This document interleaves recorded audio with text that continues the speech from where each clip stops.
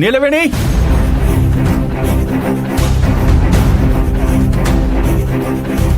నీలవేణి,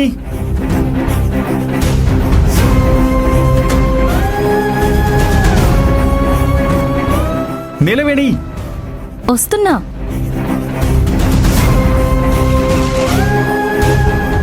బాగా ఆకలేస్తుంది, టిఫిన్ వడ్డిస్తావా? అలాగే తారక్ సార్, ఇప్పుడే వస్తానుండండి.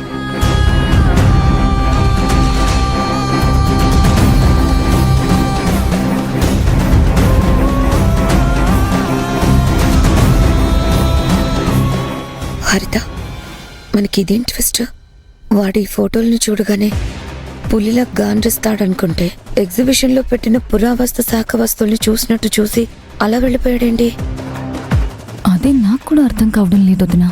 మనం చేసిన పనికి రచ్చ రచ్చ చేసి నిశ్చితార్థానికి ఉండకుండా నీలవేణిని తీసుకుని వెళ్ళిపోతాడనుకుంటే అసలు చీమ కుట్టినట్టు కూడా లేదెందుకు? తుఫాన్ వచ్చే ముందు ఆకాశం చాలా నిర్మలంగా ఉంటుందంట. ఇప్పుడు తుఫాన్ కాదు, పెద్ద సునామీయే వస్తుందేమో. బామ్మర్ది సైలెన్స్ చూస్తుంటే నాకు గట్టిగానే డౌట్ కొడుతుంది.